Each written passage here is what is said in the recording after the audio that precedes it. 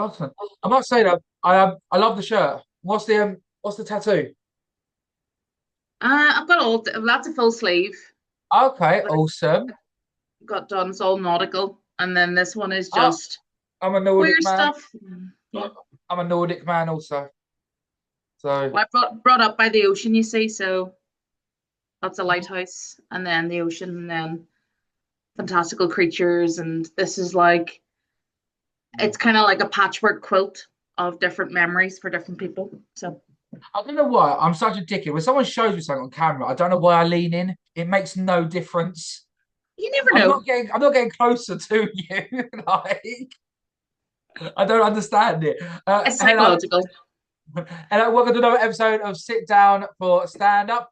I have with me today Gemma from Northern Ireland. I mean, you told me the town, but my being Banger, where?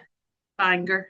Bangor. Okay, I have actually heard of that, but being British, my geography is absolutely. I can tell you about a volcano, but I can't tell you about any It gets location. confused with the Welsh banger an awful lot, so maybe you've heard it from that.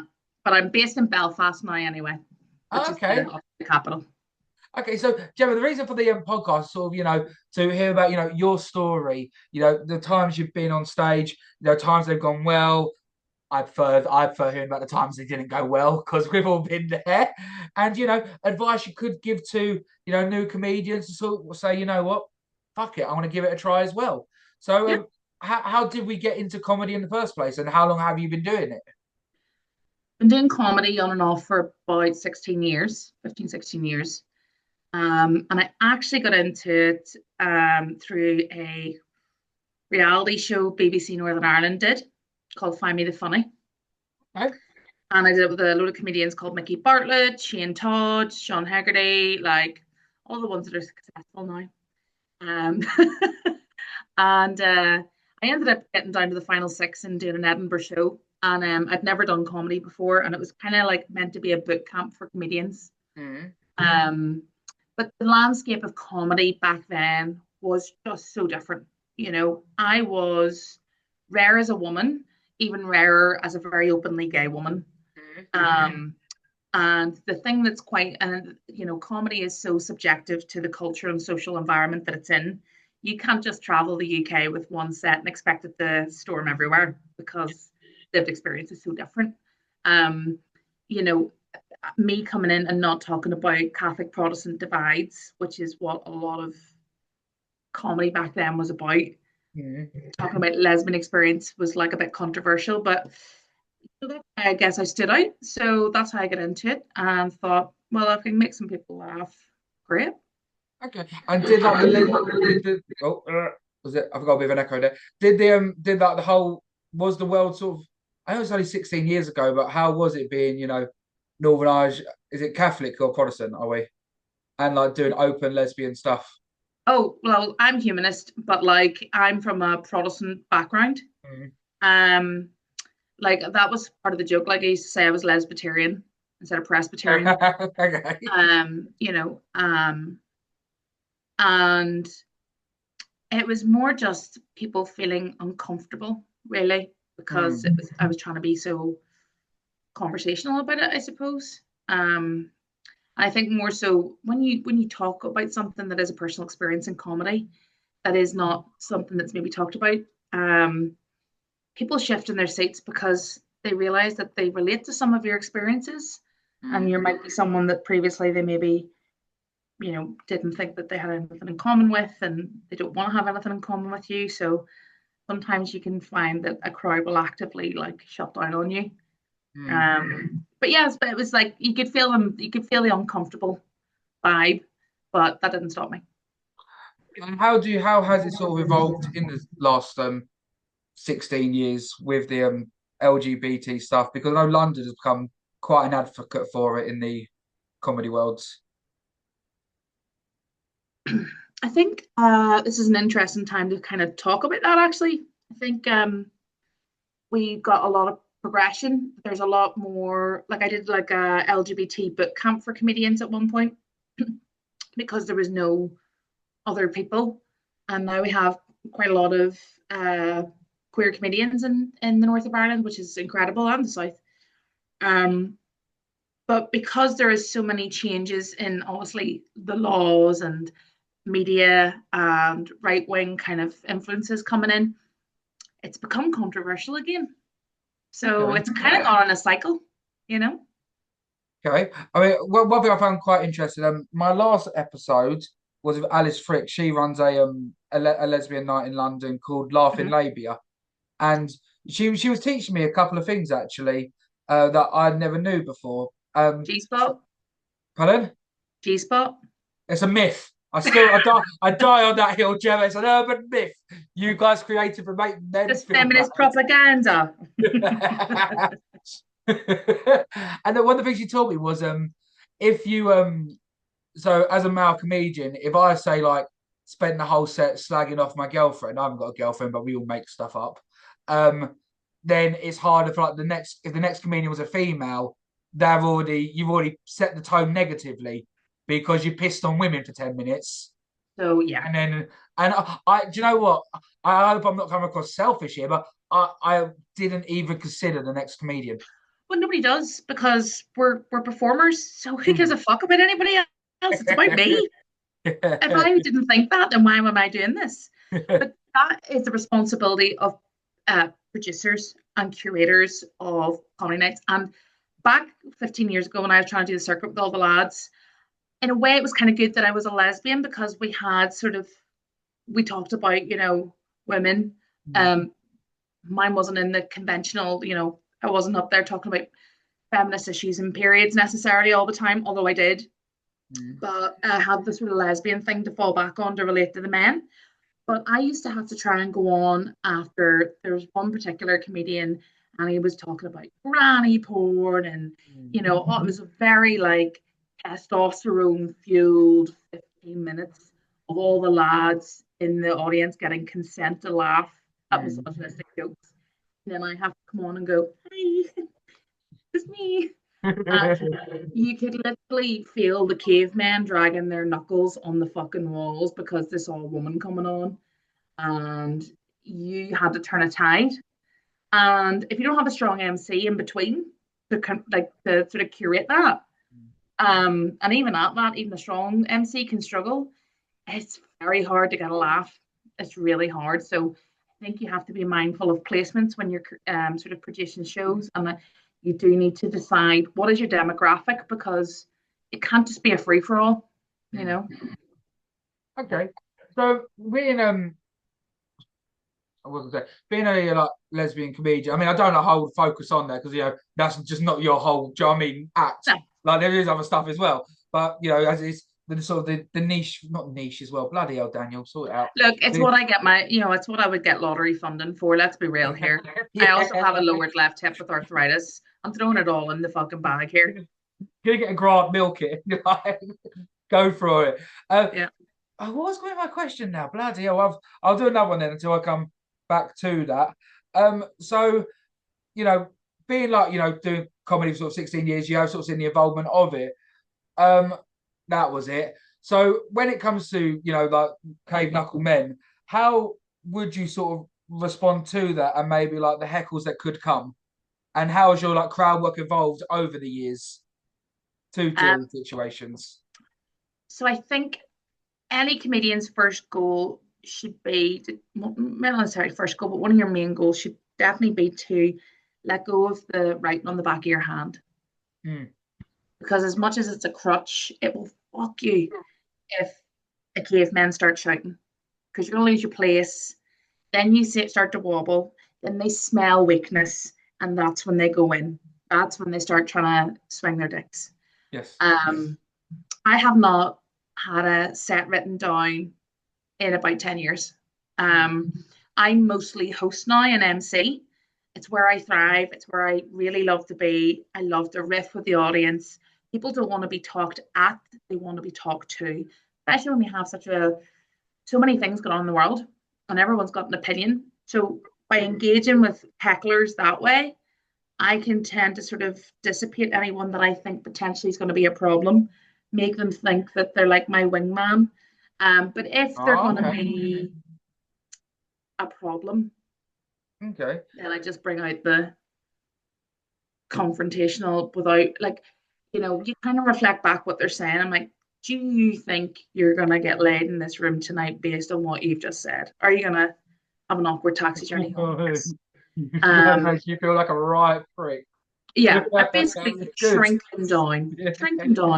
They're very, very small. And then I just say something like, you might be a player, but I'm a coach, and we're all here to support you. You're obviously hormonal. You know how men get, and just whack it back at them. And then they get really angry and will go for a vape, or sit on their phones for the rest of the time. Shit anyway. It's like have a little strop in the corner. Yeah, go and punch a plaster wall, listening to Linkin Park. Um, Love that. so yeah, I think the thing is like, I'm not so like what I'll never do is someone's appearance. I always get fat jokes. Do you know what I mean? I always get the fat jokes, and I'm like, Yeah. yeah, I'm like, and still I've had more vaginas in my face than you, and that's okay. Or I'll be like, no one is shocked by this fact, Yeah. because they're not getting the reaction that they want.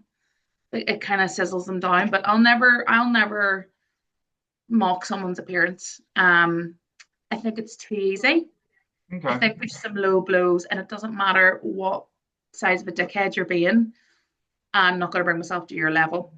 Okay, You know, so if we wouldn't do appearance, what would we sort of gun for? And talking about fat jokes, real quick, I've because of I'm gonna pat myself on the back. I've lost 39 kilos now. I used to be a amazing. big boy. I'm like Jimmy. Um, I never cared about fat jokes as long as they were good. Yeah. Like, Yeah. I mean, if it's like a smart one, then I'm like, oh, I haven't heard that. yeah, appreciate the art at least. Yeah. Like, you're being a prick, but creative wise, I'll give it to you. Fair enough. But if you just you're fat, oh come on, mate. Like. What? Really? I'm shocked. This is news to me. One salad I ate in 1996 didn't work. Still waiting for it to kick in.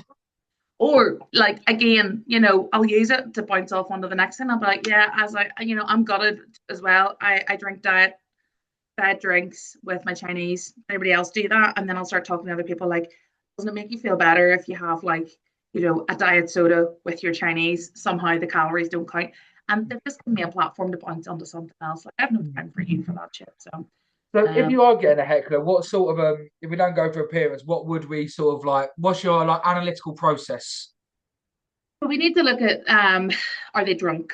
All right, because if it's a drunk person, giving them more fuel will not. They're not going to react like they would in every day. Okay. So I'll just be like, have we had a few drinks tonight? Are we okay? Who are we with tonight? Okay. Is there anything else you need to say? I feel like you need to get it out now before you're probably going to have to factory reset your phone and then fuck it in the ocean. But any other things that you want to get, like, I will almost like counsel them to the point where they're like, I now look like a massive knob, which they're being. Um, I'll You get a you lot was of a school teacher in a former life, Gemma. You was a what? school teacher. You were the school teacher in a former life. I studied counselling. I have a 7-year-old, and I'm a workshop facilitator, like part time with adults with learning difficulties. And I've learned a lot of different skills to bring in to go, here's all your problems back to you while I do this show. That's one of the most common things I say is, I'm so sorry I can't give you the attention you never got as a child. Um, but I do have to do this little show with all the other people that have played around you. So we can talk after if you still feel like you want to rage out at me because I look a bit like, that girl that rejected you or whatever it is, and to sort of like play it that way. If I see Yeah, them yeah. getting angrier, I'm just going to block them and carry on. I mean, you've really taken away all their arsenal. Yeah, like that's it. Like, it's without getting at them. It's Hmm. without being nasty. Um, or sometimes I will just be like 2 seconds, everybody, and then just slowly say "fuck up" and then carry on. Northern Irish, like I say, our thing is to insult somebody in the audience in the right way is a compliment. Okay, I like that. That's how we compliment each other. So say I am on your bill. and I'm second on. There's four people in the first act, and I am the worst person in the world. I do every single, not just dark humor, because I'm a dark comic. I love dark humor, but I do it from such an inappropriate, offensive angle. I'm just a dickhead on stage. Yeah. How would you bring the room back as the MC? After you. Yes, I just completely, Joe. I basically said to the whole crowd, "Fuck you!" Like I'm getting booed off. You're getting booed off. I'm Okay. getting booed. Oh, they hate me. They hate me. Well, How would you bring the crowd back as the MC? the first thing I do is if I know you're going to be shit, or controversial, or um, I'm always going to frame it before you come on. Okay. Comedy is subjective, Okay. and that whilst one act may not be for you, the next one might be. And that if anyone has any feedback, that's what the MC's for. You can give it to me afterwards, and then when you come off and go shite, I'll just be like, well, yeah, that was a bit shite. But do you know what? He got up here, he did his best. This is his interpretation of humor. And whether you got it or not, he's still getting booked. So, guys, give him a round of applause. I'm not going to support you if you're a shithead. Yeah. So you don't want to be turfy and or racist or there's dark and then there's just pretending you're dark just to put out your shit posting. Yeah. So Portraying a false persona just to get you're an angry person. And yeah. yeah. That was just an example. I promise you I am lovely, Gemma. I do promise you that. Like, just I had to act on that. Okay, so we'll go to I love asking this question always because you've been doing it for 16 years. Hopefully there's more Arsenal here. Looking back in your comedic career, what is one joke you've written that you look back and you go, why the hell did I think that was funny?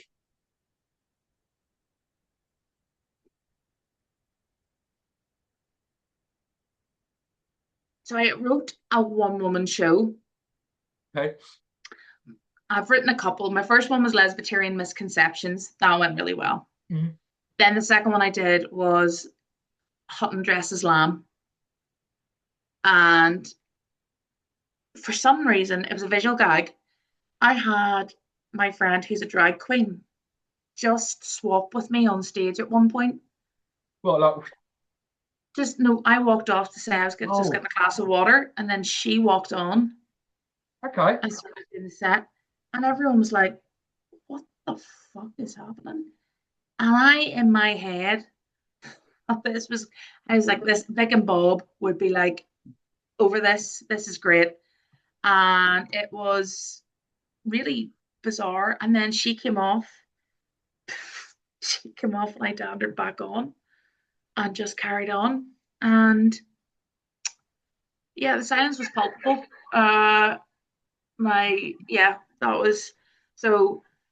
There's always jokes that don't land, but then they land with other audiences. So that is the one thing that I 100% go, that was really fucking stupid, and I lost them after that because I did something that had no purpose other than just to be a wee bit of a random gag in this show that was nothing to do with drag, nothing to do with anything.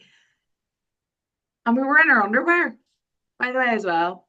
It looked very different 15 years ago. 15 years ago, I had, well, 5 years ago, I had hair down to like my waist. I had lip fillers. I had lashes. I was like, girl. And yeah, so I have no idea why I did that, but I can't undo it. And You didn't try that one more than once, no? no, no. I love it. I love it. That's brilliant. But it's the process with every single person, every single. If any comedian says to you, "Oh, I've never wrote something that's bad," or that, they're full of shit. We've all done it. Yeah, we've all done shit. That's the one that I'm like, can't really hide behind that just being a weird crowd. That was just fucking bizarre on me. So How many yeah. people? So when it comes to like jokes, how many times would you try a joke before you say, you know what? Yeah, this bangs part of the vocabulary now, or do we bin it off? Horror 3. A lot of people say that, yeah. Would that be 3 different rooms as well? Yeah. Okay. Yeah. Okay. And when it comes to comedy, being a new comedian, would you give the advice that you should do every single room you possibly can? Or do you think with this day and age, you can sort of not guess your audience, but you can make fair assumptions? There's a different landscape right now, and yeah, you can make assumptions, but I would say, yeah, if you're experimental, do as many as you can. Mm. You might not think something's your crowd and it might surprise you. Yep. And that might plant a seed for something. Like Vic and Bob didn't start with what they do. Mm. It just got more and more absurd. You know, seed Mm. was planted. Like there's so many comedians who start as one, like Eddie Izzard, she's another example. She started as one thing and now she's evolved into so many different other creative aspects. So it not only comes from like trying loads of different rooms, approaching this, you can do the same joke, but do it in different styles. Mm. You can make it darker, you can make it lighter, you can make it physical comedy, you can do it as a character. So I think actually try as much as possible. And every time you fail to make an audience laugh, every time you fall on your ass, just think it's one less time you're going to do that because every time you learn. Mm. So look back and go, why did that not work? Or what did I do that time? Or, so Well, never failing. I saw foul is first attempt in learning. Yeah. And there's no Oh. such thing as bombing. It's just silent feedback. It's Mm. just telling you what you need to hear is that's not it. Yeah. Yeah, and it does help to read the room. So Oh yeah. So I'm a really good cold reader, like down to I'm the point bad. where I I'm bad. can walk around and tell you what the person does for a living before they tell me. Like that comes from MCing for a lot of years. But some people, when they're like, oh, I've got 4 more parts to this joke and it's bombing, but I'm just going to keep going. That is when my actual uterus ends up in my brain with anxiety. Like everything from the bottom goes up, and I'm like, I can't watch this. I'm going to pass out for this person. I I've prefer never people that can do I've it. never asked this question before, actually, on the pod. You just give me a bit of inspiration here. So, say if you're telling a story and it's about 3 minutes long, and Uh-huh. you're a minute in, and you're like, "This is sucking." Should you continue it to the end, or should you just next story? If it's new material, keep going. Okay, Because that's like, if you've told the audience it's new material, if it's an experiment, like fucking, what do you got to lose? okay, good. For me, if I am a minute in and I'm like, this is not the crowd for this, then I will say, you are not the crowd for this, are you? And I'm going to stop right now because if I continue, I fear for my life and indeed the person who's now drooling with boredom at the front. And then I will just use it to riff off into something else. Okay. And how often do you like write new jokes, new material, and what is your joke writing process? So, like I say, well, when I write a show, I do a lot of voice recording around the house. Okay. I actually do drag as well, and drag is a great platform for comedy. And one of the things that I love doing is a roast. Oh, roast battle. Yeah, Go on, so I hosted one 2 weeks ago. gun me down. No, because all I know about you is physicality, and that's not how I roll. I need to know what a dreadful person you are. Oh, I'm the worst. I'm the worst. Don't worry. Like, I'm steal sweets off children, money off old people. I'm just, I'm the devil. No, you just Oh. sound like you're a Tory. But so We're called a fool now. um, yeah, so like I'll just walk around the house and like video record or voice record little ideas that come into my head, and I'll sit down and I'll listen to them all again, and then I'll take notes from that. Mm-hmm. Then based on that, I'll start to kind of construct like a story, and try it out with my partner who's vicious, and Oh, they'll say, burn that piece of paper, never let it see the light of day, or there's something in there.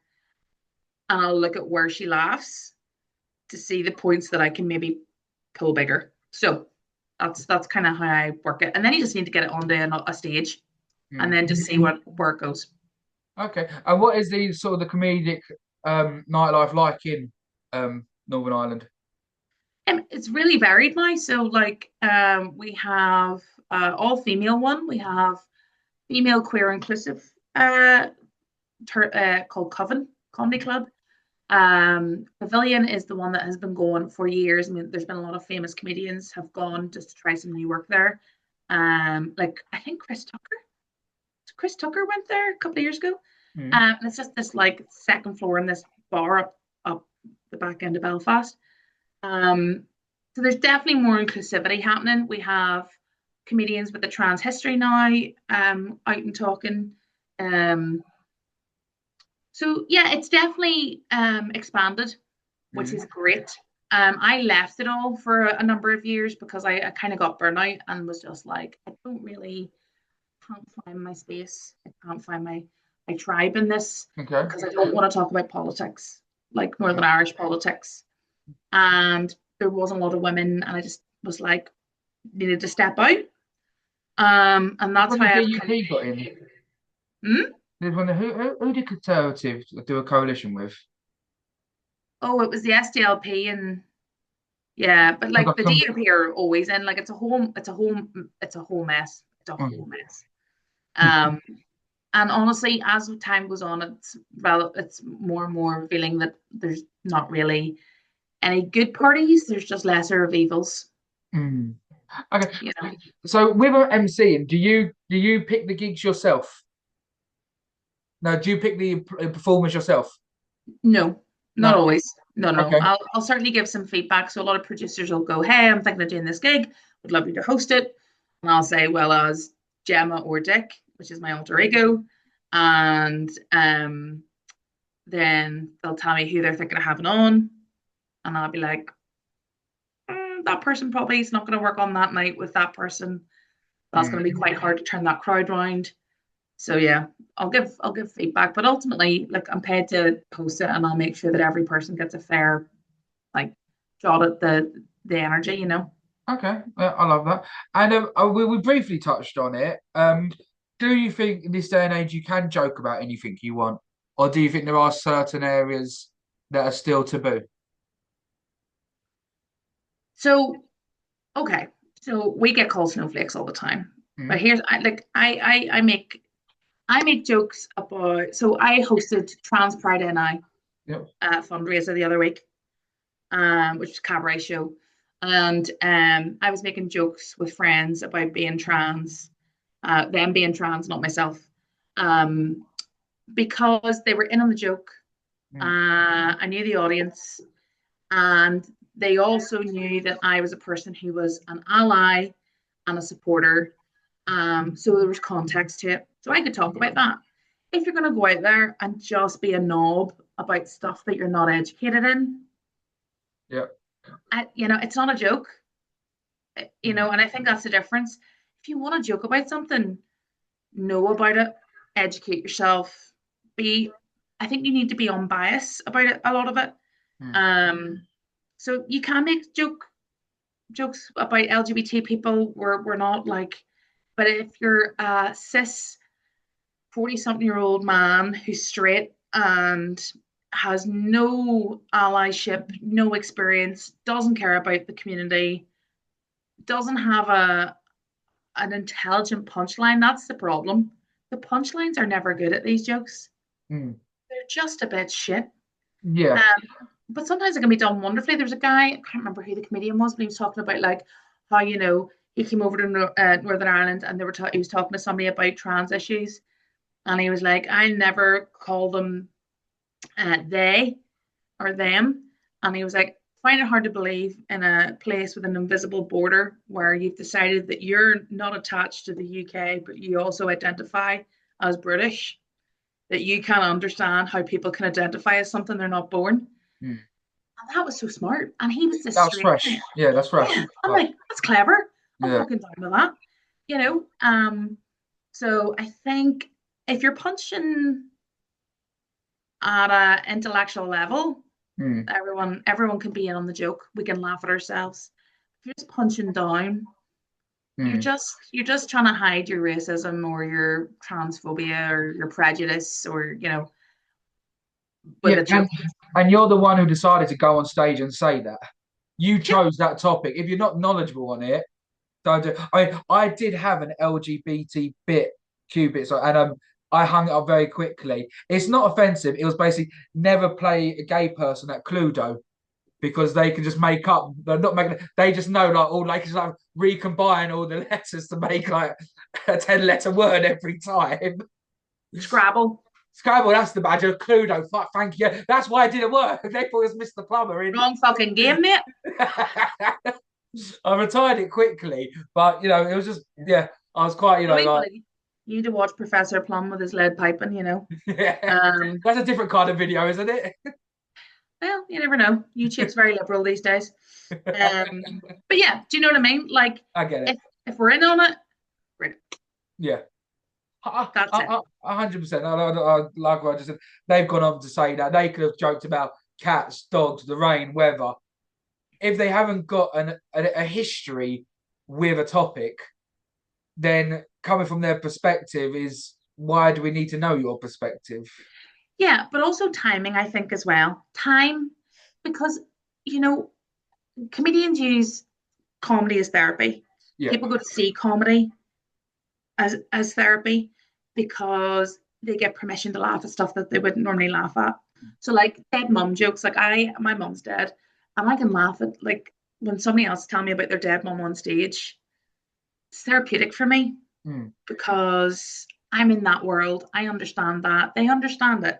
And they're saying the things in a fresh perspective, and that's cool. Um, Jokes about the Titanic, like, we're always like, well, it was fine when it left us, you know. Mm. Um, Time, that was 100 years ago. There's not somebody in the immediate audience who's like, oh, I actually lost my mum in that cruise Mm. ship. So it's offered by time. People wanting to make jokes about like immigrants or bombs or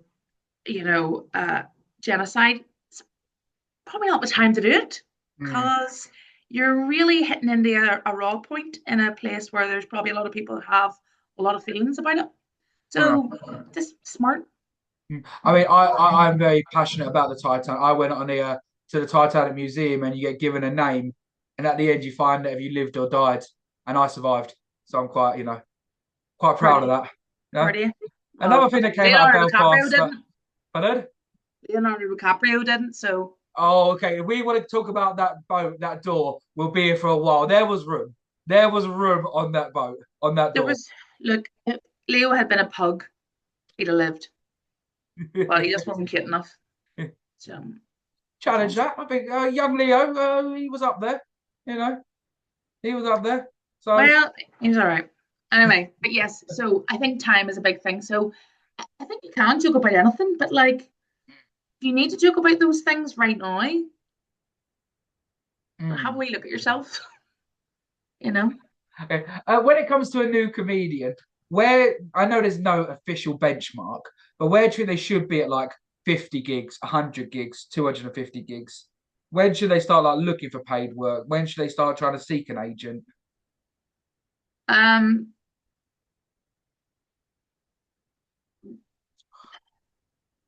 that's quite hard because like Paddy the Dagger, so and Paddy Raff. Paddy Raff was doing comedy a year, 2 years. Now he's massive, selling out the arenas. Mm. Paddy McDonnell was doing it.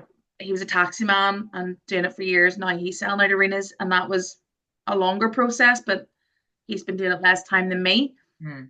I think it depends. Like, is it if that's what you're wanting to do, then push through at 10 gigs. It doesn't matter. You should be in your second gig. You should be asking for Yeah. a manager. Like if you're aiming high, just fucking keep going for it. And if you've got it, you'll get it. Okay. And if you could give any overall advice to somebody who was looking to get into comedy but a little bit nervous, they're worried, no one's going to like them, no one's going to laugh. What advice would you give them? You'll do it. Hmm? Yeah. Like if you are so worried Hmm. about being hated or not liked or unfunny, then you're going to get in your head and you're going to struggle. Mm. Go out there and just remember you've nothing to lose, especially if you're doing it for free. What are you going to lose? Nothing. It's temporary. And in 10 years' time, you're going to remember that gig? Probably not. And neither are those people. They don't give a shit. Also, always keep your best two jokes for top and tail, because people will forget the middle bit. Mm. They'll remember the last thing you said and they'll engage in the first thing you said. So make sure those are your strongest bits. The rest of the bit in the middle, nobody. They're Okay. all And going. how do you figure out what your strongest bits are? Is that just time Time. and experience? Yeah, yeah. Time and experience. Also, get therapy and don't drink. I do a 2 pint cut off.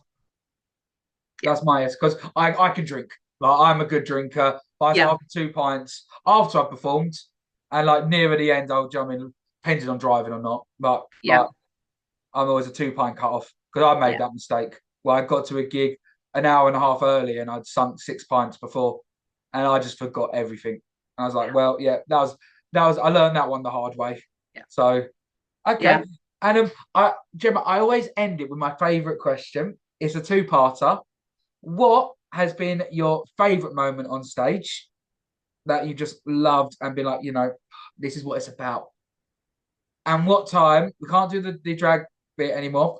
What time did we bomb the hardest? Okay, I know both of those. Okay, so the best one was when I did a gig in Newcastle Okay, up upon to you. Tyne for a thing called Les Belicious, and I headlined that, Great. and it just went off. Like it was just the perfect set. Mm. I ended up in lock-in at somebody's bar. They invited me back to till 5 a.m. I had no idea where I was, but I felt like a superstar that night. Like I was in a crowd of people who could really get and connect with what I was talking about. Mm. I knew the audience demographic, so I went in sharp, went in with the right material, and was really prepped for it, and it felt great. And that was my favorite gig. And the worst gig was being a Protestant on St. Patrick's Day in the Empire, which is one of our famous stand-up venues.